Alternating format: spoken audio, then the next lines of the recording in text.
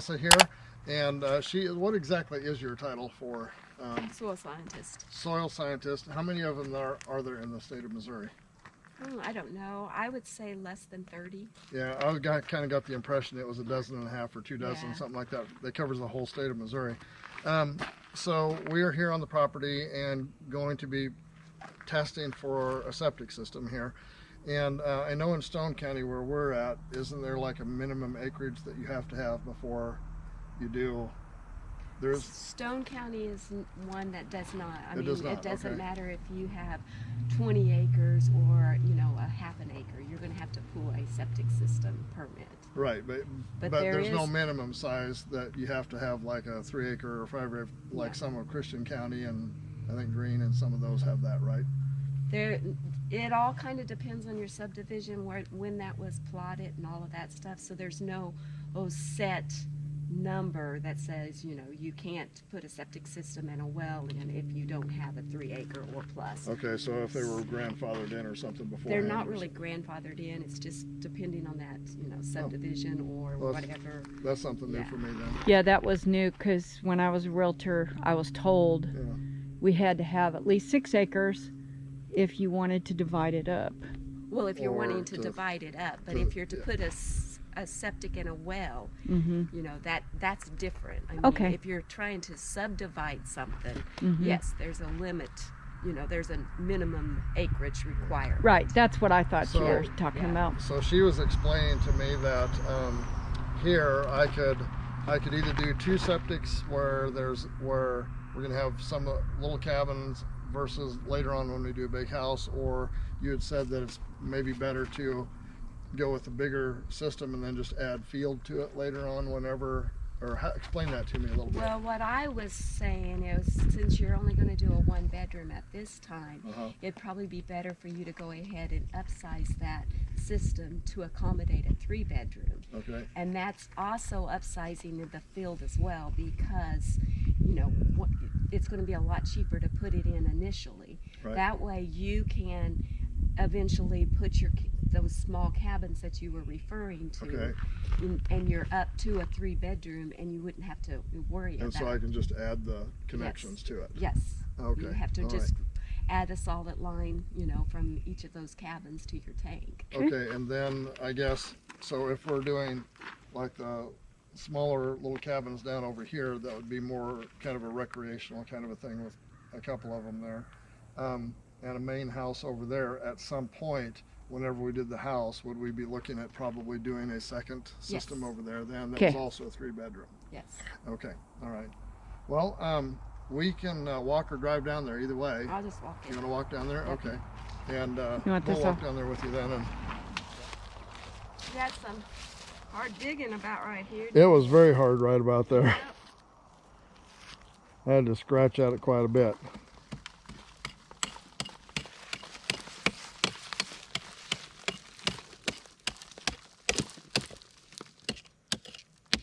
So right here is where you got your perched water table.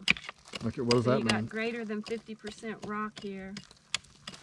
It's not a true fragipan because it's still got root systems going in it, but you see all those light colors? Right, yeah. So the water is holding right here because it's really dense material.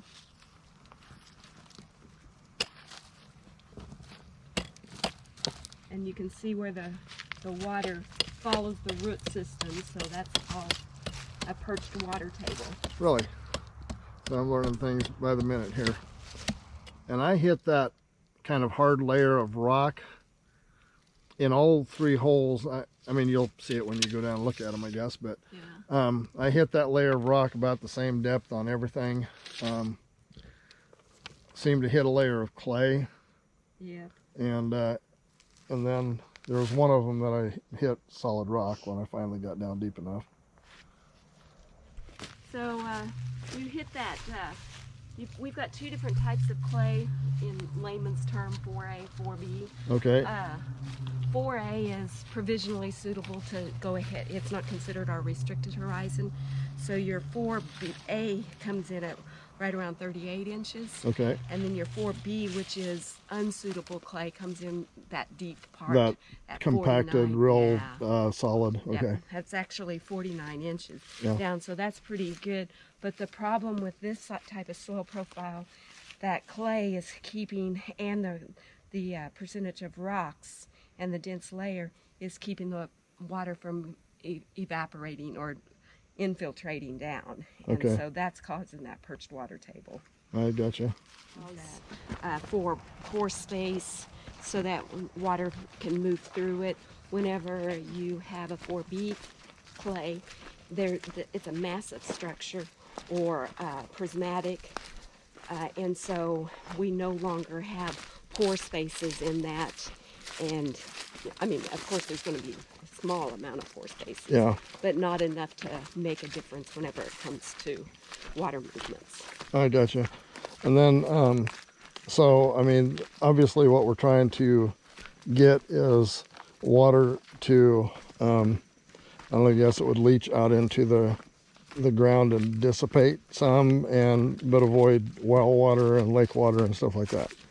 Is that right? So ideally what we're wanting is 80% of the effluent is actually being treated in the soil itself. Okay. And so we want to, that's the reason why we're asking you to dig a 4 to 5 foot pit, is so that I can see the treatment area, which is the top 24 inches. Okay. And then the bottom area, which is where we're going to make sure that there's not going to be any ponding or perches, the water table being raised or anything like that.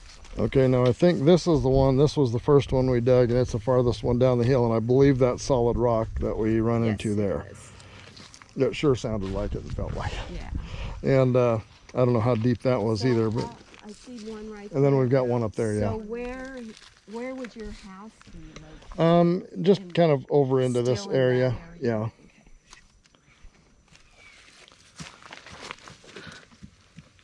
And I would guess that this clay would be the That's the stuff that can't unsuitable. penetrate, right? Correct. Right. And that And was, so that's all the way up here on this soil profile. I got into it a lot quicker here. Typically, yeah, 29 inches. So this Okay. one wouldn't work. Well, and that's the whole deal. We have technology that we can, and we have technology that we can put a system in no matter what. I mean, Oh, Okay. okay. even on solid bedrock, we can put a system on. Oh, 9 inches. You actually got a perched water table again around 23 inches. Okay. So this throws you out of a conventional system into what I said, an alternative system. Okay. So then you're looking at an LPP or a drip. An LPP is a low pressure pipe system, or a drip irrigation, because now we don't have the ability in our soils to actually treat the effluent all by itself. Okay. So yeah, we're looking at an alternative system. See all those grays in that clay as well? You can see them. And that's an indication that water's been standing in that soil profile for a minimum of 20 consecutive days. Okay. So, but based on where your cabin is located and everything, the best area probably would be to use that first Up there. pit. Well, then that's where we're starting over there. Now, did you want to go ahead and Um, do a soil evaluation? If you think for a that this one house? is going to be, I mean, we're talking quite a while before we actually get to the point where we're building. I thought if we could get kind of it both taken care of at once, that would be fine, but On more stable land formation, you're going to have that perched water table like that, because that wasn't, we call it a pseudopan because it's actually got all the characteristic of a fragipan, but yet for some reason there's enough breaks in those rocks that the roots are able to penetrate. Okay. And a true fragipan cannot have any roots go through it. But it has all of the characteristics of that fragipan, except for the roots, really. if that makes any sense. Okay. So you're going to still, and I have that at 23, so you're still looking at an LPP for a septic system. Okay, what does which that mean is- again? It's a low pressure pipe system, Okay. and that's the cheapest alternative route. to Okay, go. describe that to me so that I understand what that means. An LPP is basically adding a pump to it. You can pump up to your field, or you can pump down to your field with an LPP. Okay. And so it's on supply and demand. So once the float gets to a certain level, Okay. the pump tank kicks on. And then once it kicks on, then it sends the wastewater out to the field and doses the whole field at once. Okay. And then once that float goes back down to its So regular so it's a regular level, lift pump type of a basically, system. yes. Okay. Yeah. So really it's a Our footprint's a little bit smaller for an LPP than a regular gravity flow system because we're able to count the whole field area. With a gravity flow system, all I can count is the bottom of the trenches. oh, I got you. Okay. Yeah. So where a regular 3-bedroom conventional system would be 100 by 30, ideally, the 3-bedroom alternative system is 60 by 30. So it Okay. cuts that footprint down quite a bit. I got you. Yeah. And then so as far as the tank, it's nothing going to be really You'll any have different two. than a whole. Okay. So You'll have a waste tank and you'll have a pump tank. okay. And do those have to be concrete, or we use kind of some plastic polymer tanks for our lift stations? Yep, the state will allow either one. Either one. Yep. So I could put in two, 1,000 gallon and another 1,000 gallon. Is that what it is? 2,000 gallon ones. And then he can put 2 here, right? Yeah, it'd be the same system. Same you'd have to system, have. Martin. And then we So- would just have to pump to the field, which on a place like this, where would the field have to be?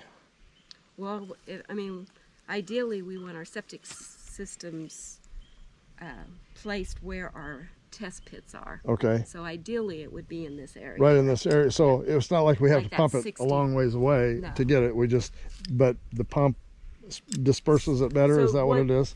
Well, one thing about the LPPs is you don't have to locate your pump at the bottom of the field. You can pump uphill or downhill. Okay. And so then you just use the siphon. Now, if you go with a drip irrigation, you have to place your tanks at the bottom of the field and then pump up.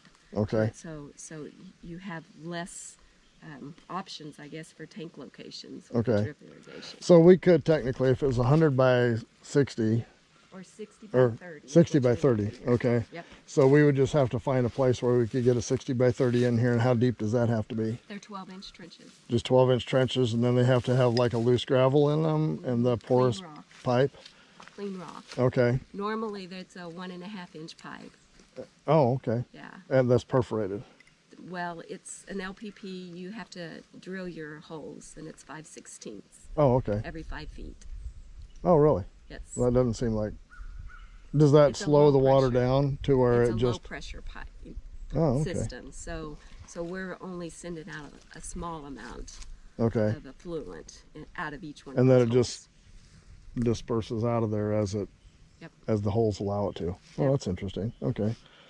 Well, that doesn't sound actually too difficult. We're used to putting in. We have a campground and RV park and cabins up in Branson West, and everything goes through lift stations out to the city sewer. So we put in a lot of lift stations, and that Yeah. sounds like very similar to that, with the exception of a field that we're adding to it.